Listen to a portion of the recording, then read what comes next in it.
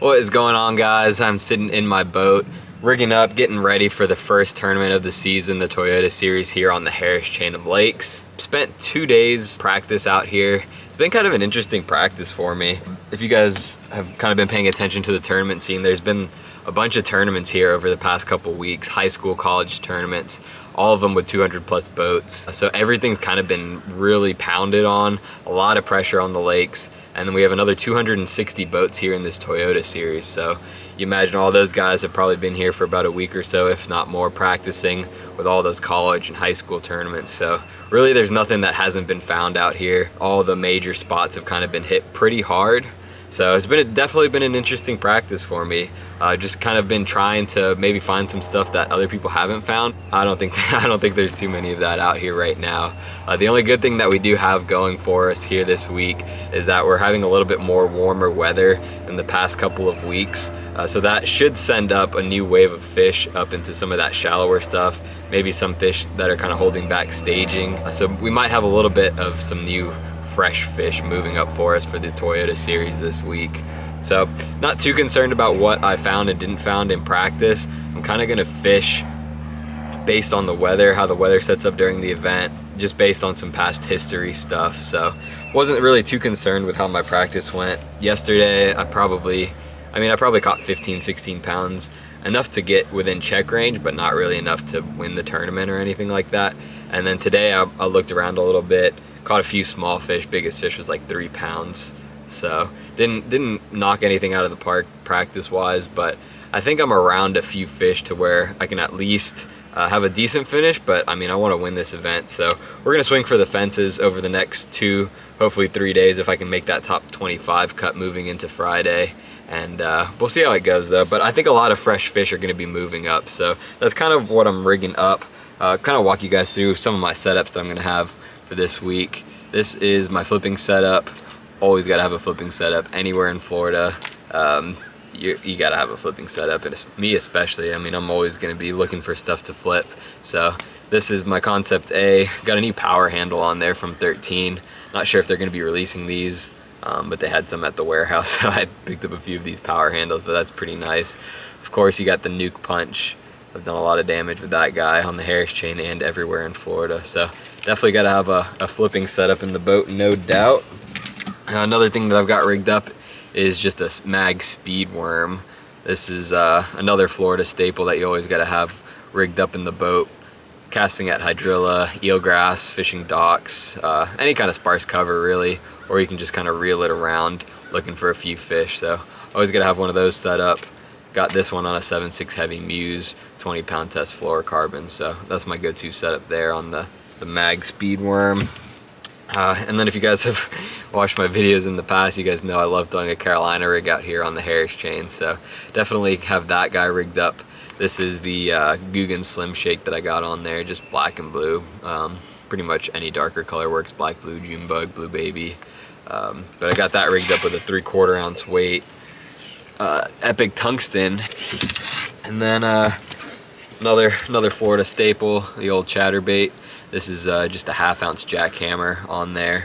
I'm gonna switch up the trailer. I had a little Z-Man trailer on there, but I got a few of the new Guggen Happy trailers, but I had a limited supply, so saving those guys for the tournament.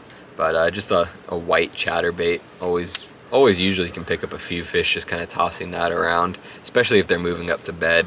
That's a really good search bait, and if they're actually on beds too, if you swim it by one on a bed, they'll usually slap it too. So just getting the boat ready right now. This is a little setup we got for the week. Nice little house on the first one back. So rigging up a few rods. Got all the new decals on the boat and everything like that. So rigging up a couple different rods. I just grabbed a few different 13 rods just to make sure I got everything I need in the boat.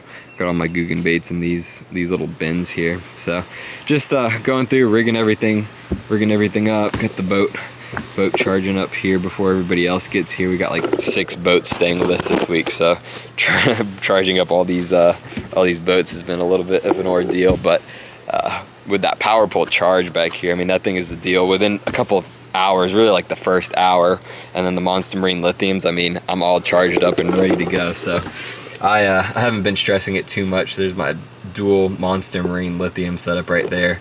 That's two 3640 amps. So running those in parallel, so I basically have 80 amps worth of power. And then I'm running dual cranking batteries. These are the 1300 cranking amps, and then they've got 100 amps to them each, and then those are running parallel too, and I've got my graphs hooked up to them, so got 200 amps worth of power. And then every time you crank up the motor with this power pull charge, yeah, see, I fished today and I literally just got back to the house maybe 15 minutes ago, plugged it up just to make sure that I had full power going into tomorrow, and the batteries are already charged up. So every time that the motor, the big motor, is running, that power pull charge will actually charge up the trolling motor and the cranking batteries. And you can go into the app and move it around to whether you want the trolling motor charged more or the cranking, or if you want them just even. So over the course of the day, every time I was moving spots, every time I was idling, that power pull charge right there is charging everything up. So really could probably go the whole tournament without even plugging in and probably be good to go, but better be safe than sorry.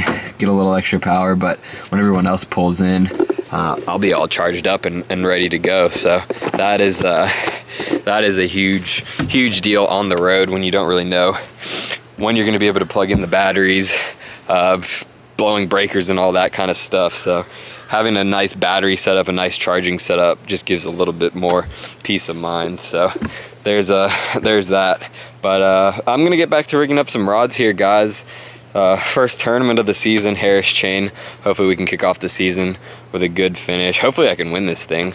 I mean, anytime I'm fishing a tournament down here in Florida, I always feel like I have a really solid shot of taking home the win. Just have to have a few things go right. So appreciate you guys tuning into this video. Next week we have the invitationals on Lake Okeechobee. So leaving from this tournament, heading straight up to Okeechobee for practice there. And then we fish next week, Wednesday, Thursday, Friday. So look us up on the MLF app. You can search my name or just look at the standings and everything. So Harris Chain this week, Okeechobee next week, and then actually the third week I've got another Toyota on Lake Gunnersville, so I'll be heading up there right after Okeechobee. So busy tournament season, and then like a couple days after that I'm home for a couple days, can pack up some more stuff, and then I'm heading to Clarks Hill. So busy tournament season, fishing the Southern Toyotas, the Central Toyotas, and the invitationals, and we got all kinds of events the first couple of months here. So basically I'll be on the road for the next 2 to 3 months, just trying to pump out a bunch of videos for you guys, a bunch of tournament content coming up. So stay tuned. Appreciate you guys subbing, and let's go win this tournament.